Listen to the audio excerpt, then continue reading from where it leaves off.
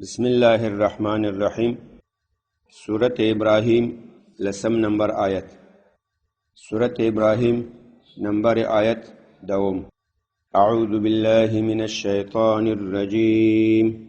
بسم الله الرحمن الرحیم. قالت رسلهم افی اللہ شک فاتر السماوات والارض يدعوكم ليغفر لكم من ذنوبكم ويؤخركم إلى أجل مسمى قالوا إن أنتم إلا بشر مثلنا تريدون أن تصدونا عما كان يعبد آباؤنا فأتونا بسلطان مبين.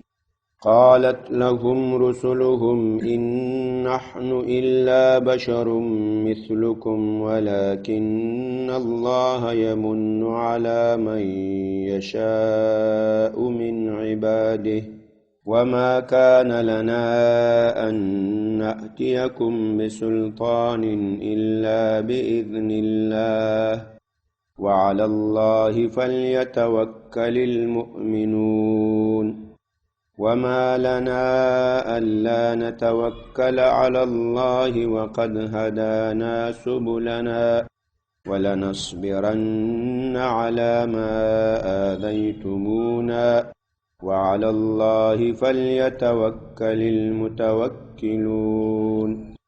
وقال الذين كفروا لرسلهم لنخرجنكم من أرضنا أو لتعودن في ملتنا فأوحى إليهم ربهم لنهلكن الظالمين ولنسكننكم الأرض من بعدهم ذلك لمن خاف مقامي وخاف وعيد. بسم الله الرحمن الرحیم. دی لسم نمبر آیت نمخ کی پنہم نمبر آیت کی انبیاء خپل مشرک قوم ته دعوت کړیو. هغوی د الله تعالی طرف ته بللی ول. هغو مشرکانو جواب کې ورته ویلي وو وَإِنَّا لَفِي شَكٍ مِّمَّا تَدْعُونَنَا إِلَيْهِ مُرِيبٍ. وَيَقِنًا مونږ په شک کې یو له هغه څه نه چې تاسې هغې ته موږ دعوت کوئ. داسې شک چې هغې شک موږ په تردد کې اچولی وو، په اضطراب کې اچولی وو. په اصطلاح دا د مشرکانو یو شبهه وه چې د انبیاو په حق دعوت باندې یې واردوله، او دا همیشه د ګمراهانو په دعوت کوونکو باندې، په مؤمنانو، په مسلمانانو همدغه یو شبهه وي. ته به ورته د الله خبره کوې، د دین خبره کوې، دی به وایي زما خو په دې سر سم نه خلاصېږي، زه په دې مسله باندې سم نه پوهېږم، زه دې مسله کې شک لرم، دې کې تردد لرم. انبیا د دوی د دې شبهې جواب کوي. قالت رسلهم، وویل دې قوم ته د دې انبیاو، د دې استازو، افی الله شکن، آیا په الله تعالی کې شک دی؟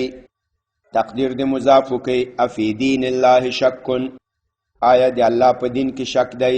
افی توحید الله شکن، د الله تعالی په توحید کې شک دی؟ دا تاسې څه وایاست؟ په الله کې شک نشته. استفهام انکاری ده، یعنی در الله شک نیست. هغه الله فاطر السماوات، چې هغه خالق د اسمانونو ده. فاطر صیغه د اسم فاعل ده. لفطرا یفطرو فطرا په معنا د خلقا یخلق خلقا. فاطر په معنا د خالق، خو فاطر هغه خالق ته وایي چې یو شی پیدا کړي او هغه مخکې د هغې مثال موجود نه وي. لکه الله ځمکه اسمانونه پیدا کړل، له دې نه مخکې داسې ځمکو اسمانونه چېرته نه ول، بس همدغه و چې الله دا ابتداءً اولا پیدا کړل. خلق الشیء لا علی مثال سابق، پیدا کردن یک چیز که مطابق مثال سابق نباشه، یعنی قبلا مثال نداشته باشه. دسی خلق تا فطر وای، خالق تا فاطر وای. فاطر السماوات، فاطر پیدا کوونکی د اسمانونو او د ځمکې ده. یدعوکم، نو اوس دا ځمکو اسمانونه الله پیدا کړي، نو اوس په ځمکو اسمانونو کې خو څه شک نشته چې دا الله پیدا کړي. دا خو نه ما پیدا کړي، نه تا، نه بل چا، الله پیدا کړي. دارنګه د الله تعالی په دین کې هم شک نشته. د الله تعالی په احکامو کې هم شک نشته. یدعوکم الله تعالی تاسې دعوت کوي. او بل الله چې دا بندگان خپل توحید خپل دین ته دعوت کوي، په دې کې د الله تعالی ته څه فایده نه رسیږي، او که څوک د الله عبادت ونه کړي الله ته به تاوان ورسیږي. دې کې هیڅ خبره دا نه ده. د الله چې بندگان خپل عبادت ته دعوت کوي، د دې په خاطر چې الله بیا دې ته معافي وکړي، مغفرت وکړي. یدعوکم الله دعوت کوي تاسو، لیغفر لکم تر څو معاف کړي تاسو ته، من ذنوبکم د تاسو د ګناهونو نه. الله شما را دعوت میکنه تا مغفرت بکنه به شما، من ذنوبکم از گناهان شما، و یؤخرکم الی اجل مسمى. بل د انبیاو په دعوت کې یو بل حکمت ده.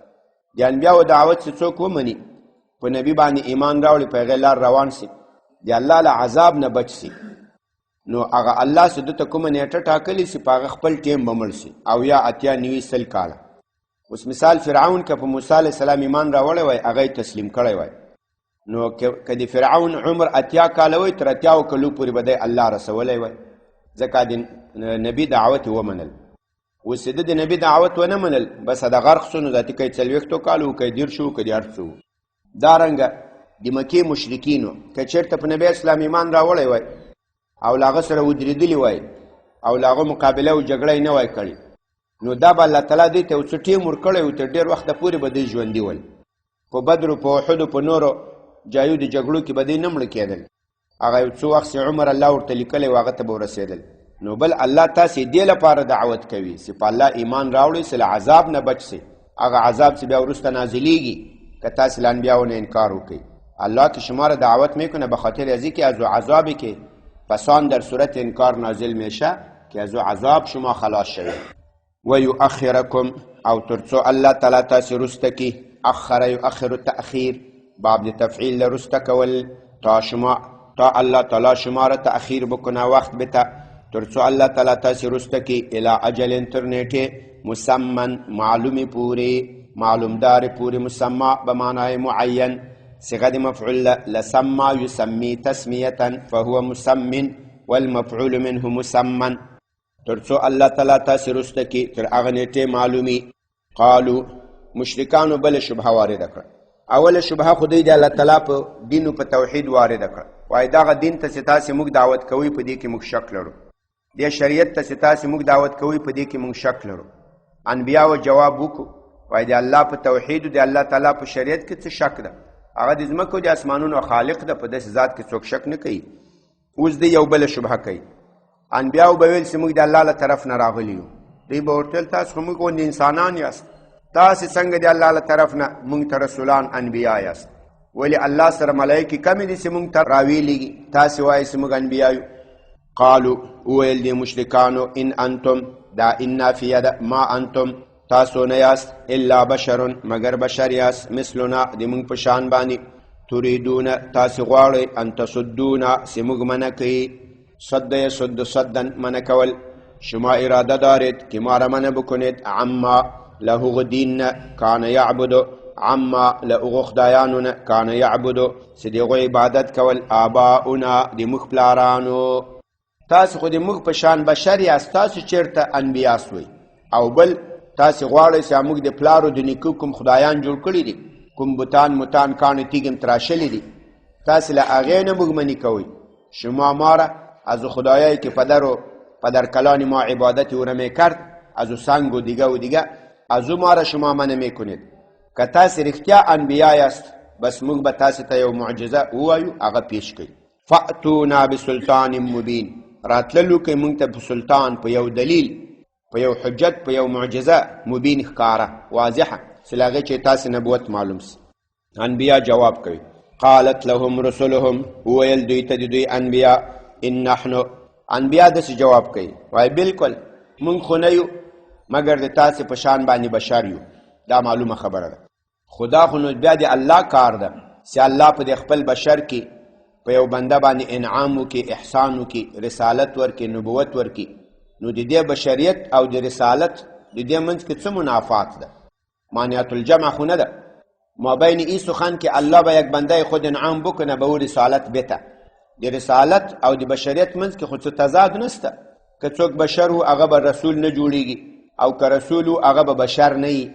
دا چا ویلي چې دا دواړه نه جمع کیږي؟ جمع دي سیکان، خدا به د الله یو احسان په یو بنده به سوی، بس په موږ وشي. انبیاء وویل دوی ته ان نحنو موږ نه یو الا بشر مگر موږ بشر یو مثلکم ستاسو په شان، ولکن الله لیکن الله تعالی چې ده یمنو هغه احسان کوي علی من په هغه چا باندې یشاء چې الله وغواړي من عباده د خپلو بندگانو.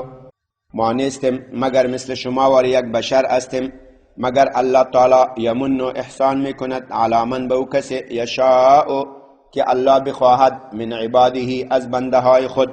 یمنو دا مضارع ده، لمن یمن منن مضاعف ثلاثی ده، باب نصره ده، فهو مان والمفعول منه ممنون احسان کول. منان دای مبالغه ده، لکه زرابون ډیر احسان کول، المنان ډیر احسان کون کوي. ولكن الله لیکن الله تعالی یمن احسان کوي علی من پوغچا یشاء چې الله غواړي من عباده د خپلو بندگانو. موږ په هغو بندگانو کیو انبیا وایي چې الله را باندې خصوصي انعام کړی ده، بس موږ ته نبوت او رسالت را کړی. له دې ځینه معلومه سوه چې دا نبوت او رسالت دا کسبي نه ده، دا په کسب سره نسي حاصلېدی. یعنې داسې نه ده که سړی ډېر سبقونه ووایي، کتابونه وایي، کوشش وکړي، ریاضت وکړي، دا وکړي، بیا به بله ورځ نبي. داسې نه ده، دا د الله تعالی خصوصي انعام ده په یو بنده باندې وشي. داسې د نبي علیه صلات وسلام له راتلو نه وروسته دا دروازه د نبوت دا بنده شوې ده. نو نن سبا که څوک دعوه کوي هغه دروغ وایي. وما کانه د مشرکانو بله شبهه دا وه، وایي تاسې موږ ته یو دلیل راوړئ، فأتونا بسلطان مبین، موږ ته راتللو کوي په یو واضح دلیل باندې. مبین په معنا د واضح سره، څرګند، نمایان، ظاهر. انبیا ورته وایي چې زورورو تاسې په کیسه ځان پوه کړئ. موږ چې الله تعالی را لېږلي یو، د موږ کار دعوت و تبلیغ ده، دین رسول دي. موږ یې دې ته نه یې را لېږلي چې موږ به داتې الله تعالی ته فرمایشونه کوو، معجزې به را روانې وي. موږ د معجزو لپاره نه یو راغلي، او نه دا د موږ کار ده چې موږ به دې فرمایش کوو الله ته. هغه د الله کار ده چې موږ ته معجزې را کولې او کوي نه را کولې، موږ یې له خپلو نسو راوړی.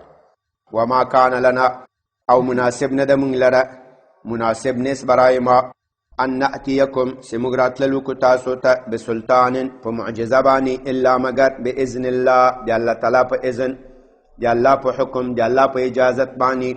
معجزه دا د نبی په خپل اختیار کې نه. معجزه که د الله اذن اجازت وسو د نبی په لاس باندې معجزه ظاهره سي، او که الله نه ظاهره وله نبی خپله نسي ظاهره وله.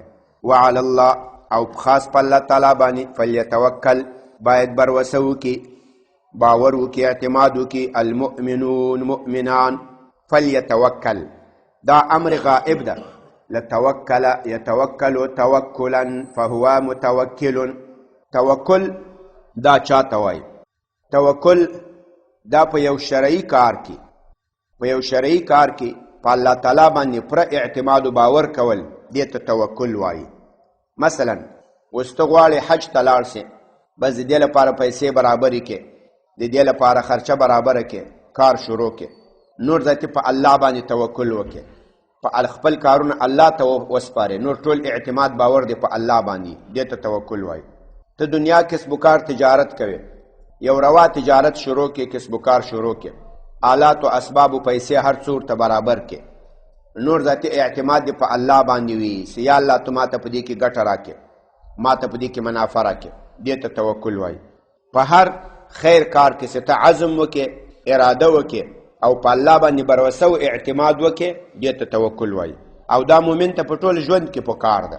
مومن باید په ټول ژوند کې د خپلو کارونو لپاره اسباب برابر کې، آلات برابر کې، خو بیا به په اسبابو په آلاتو باندې یقین نه ساتي، یقین به په الله باندې وي، یقین به په الله ساتي چې کار به الله کامیابوي، الله به سر ته رسوي. داسې به نه وایي چې ما کارونه برابر کړو نو ولې به نه کېږي، بس کېږي به، خامخا به کېږي. داسې به سړی نه وایي، نه وایي بس اوس به الله به یا په دې کار کې ګټه منافع راولي یا به رانولي. مثال جهاد کوي، آلات و اسباب به ټول برابر کې، نور به ذاتي جهاد شروع کې، فتح نصرت هغه به الله تعالی یا راولي یا به رانولي، هغه د الله کار ده. په هغې کې به د ټول باور په الله باندې. وما لنا انبیا وایي وما لنا څه چل ده موږ لره، څه شده به ما په دا موږ لا څه چل ده، ان لا نتوکل علی الله چې موږ به په الله توکل نه کوو. انبیا وایي وای مونږ به ولې په الله باندې توکل نه کوو په مونږ به څه چل وي به ما چی شده می باشه که ما به الله توکل نکنیم مونږ خو باید خامخا په الله توکل وکړو الله مونږ ته ټول خپل لارې راښودلې دي د دین او د شریعت روا ناروا ټولې موږ ته ښودلي موږ به لا اوس هم په الله توکل نه کوو موږ به په هغه ذات توکل کوو وما لنا او څه دي موږ لره ان لا نتوکله چې موږ به بروسه نه کوو موږ به توکل نه کوو علی الله او حال لا قد هدانا یقینا هدایت کړی موږ ته الله تعالی سبلنا د موږ د لارو سبل دا جمع د سبیل ده سبیل لارې ته وایي سبل لارې ډېرې سبیل لاره سبل لارې سبیل راه سبل راهها الله تعالی برای ما راههای ما را نمایان کرده د ژوند ټولې لارې راښودلې دي ولنصبرن مشرکانو انبیاو ته زجر و تهدید وکړو که تاسو په دې خپله خبره ټینګ شئ خپل دین ته دعوت کوئ توحید ته دعوت کوئ موږ به تاسې ته تکلیف ورسوو انبیا ورته ویل موږ د دې خبرو پروا نه لرو موږ به صبر کوو د تاسې په ټول تکلیف و ضرر باندې ولنصبرن او خامخا موږ به صبر کوو علی ما په هغه څه باندې آذیتمونا چې تاسې د هغې تکلیف رسوئ موږ ته و حتما و صبر میکنیم به آن چیز آذیتمونا که شما را به ما تکلیف میرسانید آذیتمونا آذا یؤذی ایذاء باب دی فعل فهو موذن بل چاته تکلیف رسول به دیگه کس تکلیف رسانیدن وعلى الله فلیتوکل او خاص په الله تعالی باندې فلیتوکل باید باور وکي اعتماد وکي بروسه وکي توکل وکي المتوکلون هغه کسان چې هغه توکل کوونکي وي وقال الذين كفروا او اول هغه کسانو کوم چې کافران شوي ول امی قوم کافر گفتن لرسولهم به انبیای خود دی کافرانو اول خپلو انبیاو ته لنخرجنکم من ارضنا خامخا موږ به تاسې راوباسو من ارضنا له خپلې ځمکې نه موږ به هم له خپلې ځمکې نه وشړو جلاوطن به هم کو فراریان به هم کو او لتعودن فی ملتنا یا خو به بیرته د موږ په دین کې رجوع کوئ د موږ دین ته به رجوع کوئ عاد یعود عودة رجوع کول او لتعودن او یا به تاسې رجوع کوئ فی ملتنا د موږ په دین کې فاوحى الله تعالی وحی وکړه الیهم انبیاو ته فاوحى وحی وکړه الیهم انبیاو ته ربهم رب دی الله وحی کرد به انبیا رب ایشان چې خفه کیږئ ما د کافرانو له دې خبرو نه چې وبم شړو دا بم کو له وطنه بم وباسو الله ورته وحی وکړه لنهلکن الظالمین خامخا زه به هلاکوم ظالمان کافران ولنسکننکم په دې یو جي کې او لتعودن له دې نه ظاهرا دا معلومیږي چې دا کافرانو انبیاو ته وویل چې موږ به تاسې له وطن نه وشړو له ځمکې نه به م وباسو له دې خپل وطن نه خپلې ځمکې نه او یا به بیرته تاسو رجوع کوئ فی ملتنا د موږ په دین کې له دې خو دا معلومیږي چې نعوذ بالله من ذلک انبیا اول مشرک ول تعودن خدا من استاس به رجوع کوئ شما پس رجوع میکنید واپس کیږئ به د موږ دین کې یعنی دوی پخوام په دې دین ول پخوام په دې شرک ول او حال داسې د اهل سنت والجماعت دا عقیده ده چې انبیا قبل الرسالت او بعد الرسالت دی له شرک نه معصوم دي له ګناه نه معصوم دي دی شرک نه کوي دی کفر نه کوي نو څنګه دلته د تعودن لفظ مستعمل کړی دې ته یوه توجیه داسې کړي چې دا خو د جمع لفظ ویلی او لتعودن نو مطلب دا بعضې قوم ول د انبیاو بعضې پیروان ول هغه د انبیاو ملګري ول او د انبیاو ملګري خو ټول له رسالت نه مخکې موحدین نه ول په هغو کې خو بعضې مشرکین هم ول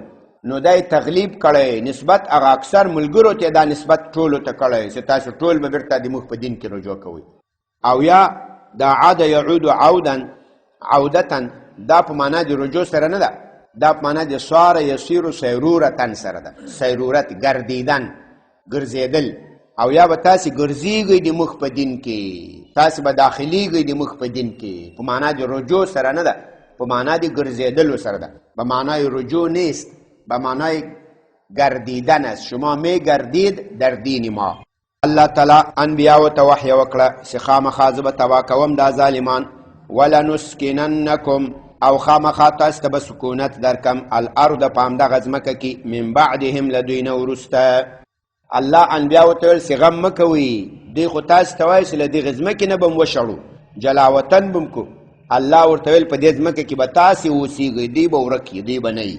ولنسکننکم اسکن یسکنو اسکان، باب د افعال د بل سړي ته سکونت ورکول. ولنسکننکم او خامخا موږ به سکونت درکو تاسو ته الارض د دغه ځمکې من بعدهم له دې کافرانو نه وروسته. ذلک لمن خاف مقامی، ذلک دغه وعده چې زه به تاسو دشمنان هلاکوم، او دغه وعده چې زه به تاسو ته بیرته په دغه ځمکه کې سکونت درکوم.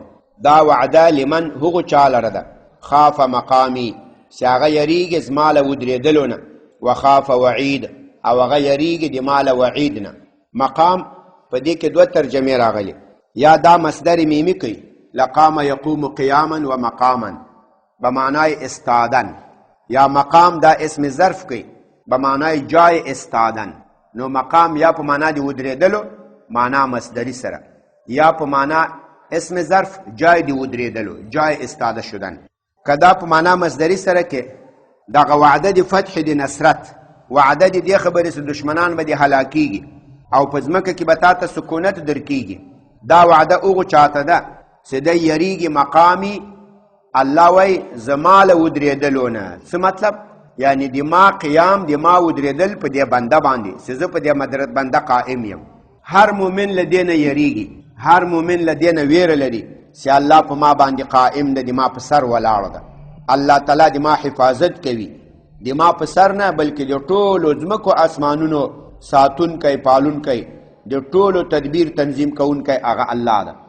الله لا اله الا هو الحي القيوم، الله هغه ذات ته چې دی حی ده القیوم، په هر څه باندې قائم دائم ده.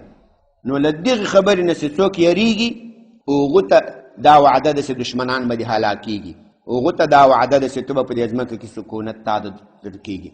وخت ښه. دویمه معنا مقام په معنا د جای د ودرېدلو که هر مؤمن دا عقیده لري چې زه به یو وخت د الله تعالی حضور کې ولاړ یم، حساب و کتاب ته به پیش کېږم. الله وایي دغه وعده د فتح د نصرت چې تا دشمن به هلاکیږي او تو به په ځمکه کې تا ته سکونت درکیږي. دا هر هغه چاته د خافه چې دی یریږي مقامی از ما د جای د ودرېدلو نه او از جای استاده شدن ما، که یعنی یه بنده در حضور ما چی میشه؟ استاد میشه. دغه بنده چې له دې یریږي چې زه به د الله په مخ کې ودرېږم، دغه بنده ته دا وعده ده. وخافه او دی یریږي وعیدي، وعید یو وعد ده، دواړه یو باب ده. وعده یعد وعدا و وعیدا. وعد وعده د خیر ته وایي، لکه تا سره څوک وعده وکړي زه به بیا تا ته 2 روپۍ درکړم، دا وعده د خیر شو. یو وعید ده، وعید وعده بالشر ته وایي، پرېږدم دې نه زه به تا سم برابروم، دې ته وعید وایي. الله تعالی وایي دغه فتح نصرت وعده هغو چاته ده خاف وعیدي چې هغه د ما له دې سختو وعدو نه یریږي، د جهنم له عذاب نه یریږي، له حساب نه یریږي، له کتاب نه یریږي، له صراط نه یریږي، له تکلیفونو نه یریږي. دغه سړي ته دا وعده ده چې الله به د ته فتح نصرت ورکوي. همدې چې پورې بس تسي. سبحان ربك رب العزة عما يصفون وسلام على المرسلين والحمد لله رب العالمين. یا الله ته د قرآن کریم دا ترجمه او تفسیر خپل حضور کې قبول و منظور کړي، که څه زیادت و نقصان شوی یې مخ ته معافي وکړي، په حاضر جمعیت باندې فضل و رحم وکړي، ظاهري باطني ټول ګناهونه مو راته معاف کړي، ظاهري باطني ټولو بیماریو ته صحت عافیت نصیب کړي، په مالونو په اولادونو کې خیر و برکت واچوي. وصلی الله تعالی علی خیر خلق.